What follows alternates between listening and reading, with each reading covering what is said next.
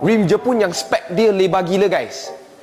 So guys, kembali dengan Wan Cina lagi. Okay, hari ni kita nak unboxing satu set rim Jepun yang baru sampai kedai Wan Cina juga untuk spek yang sangat lebar untuk kereta Continental. So kita buka kotak dulu, tengok rupa rim ni macam mana guys.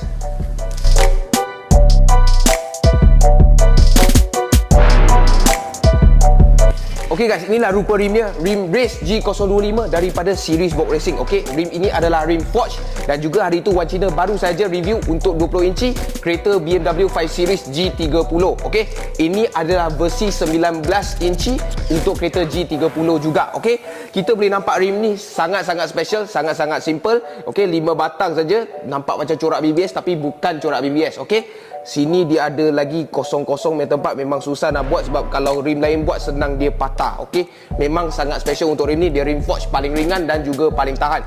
Wan Cina tadi awal video cakap rim ni sangat lebar sebab depan dia ialah 19.5 JJ offset 25 dan juga belakang dia ialah 10.5 JJ offset 35 guys. Okey, memang sangat-sangat lebar tetapi sangat cun untuk kereta 5 series G30. Okey, so kita boleh nampak lah finishing dia ialah matte gunmetal dan juga color code dia ialah MK. Okey, sini ada satu lining lagi silver yang matte juga, bukan yang kilat lah. Okey, so rim ni datang sekali dengan cap juga. Rim ni tak ada anti slip line. Okey, memang untuk kecantikan tapi tambah traction sebenarnya pun ada juga sebab rim ni dah lebar dah. Okey, performance memang up. Okey, so kita boleh nampak surat beranak semua ada. Okey, memang biasalah rim Jepun memang semua ada, tidak mengecewakan design dia dan juga kualiti dia. So kita timbang dulu berat dia berapa atas penimbang tu.